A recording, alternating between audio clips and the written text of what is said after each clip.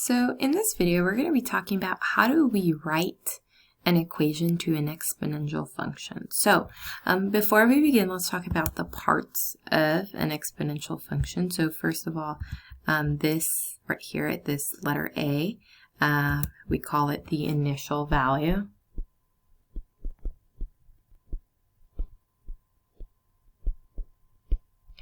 And the B right here, we call it the growth / decay factor. So again, it can either be a growth factor by multiplying, by making it bigger, or a decay factor by making it smaller. Your growth factor is really important because if it's greater than 1, then it's going to be a growth. But if it's a number that's not negative, also it can't be negative. So if it's like a decimal or a fraction that's smaller than 1, then it's going to be decay. All right, so now let's do some examples. Okay, so here we have a table, and it's an exponential function with money in an account. So right here, this is our initial value because this is at the beginning when they start at month 0. So it starts with $3. Now, that means that is our A value. So if you look here, every single month, we're multiplying that by 5. So it's being multiplied by 5 every single month. So our growth value is 5. Obviously, it's growing. So it's a growth. And the equation that we can write for this is 3 times 5 to the x, because the amount of times that I multiply by 5 is going to depend on how many months. So on the first month, I multiplied once by 5. On the second month, I multiplied twice by 5. On the third month, I multiplied 1, 2, 3 times by 5. So that's where that equation comes in. Okay, so now we're going to be talking about percent growth and decay growth. So again, percent is a little bit different because, all right, so here we have Anna started with $100. So obviously she starts with $100 in her account. And a lot of people want to say, oh, 5%, so my growth rate's 5. Well, we're not multiplying our value by $5. And then a lot of people say, okay, so then let's multiply by 0.05. But remember, we put a 0.05 here, then that's going to make our money actually decrease, and that's not what we want. So let's make a table here to see what's going on. First, we start with $100. Then the next time, the first change here, we get 5% of our money, so which is $5, so we have $105. Okay, now let's think to ourselves, well, how did I multiply to get from 100 to 105? Well, yes, we multiplied by 1.05. So our growth rate here is actually 1.05. With the percent value, you have to make sure you add the 1, because think about it. You are going to keep your 100% of what you have. So that's why you got to multiply by 1.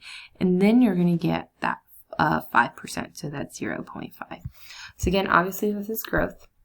And the equation that I'll write for this is 100 times 0.05 to the x. Now let's talk about percent decay. So here Anna starts with $100 and she's losing money at 10%. So again, let's make a table here to understand what's happening.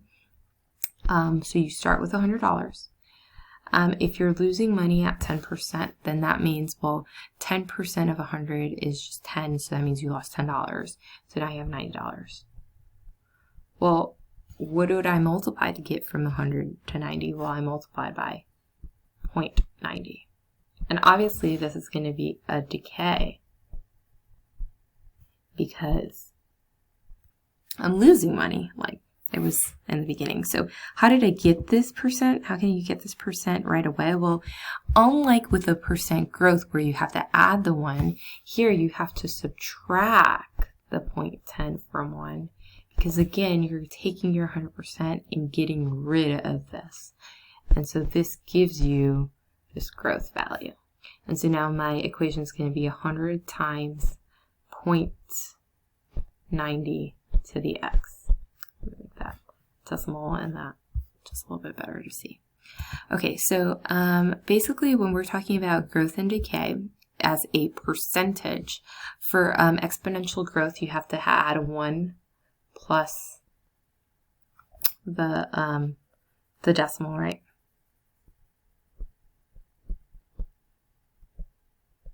And then for exponential decay, we're going to subtract from 1.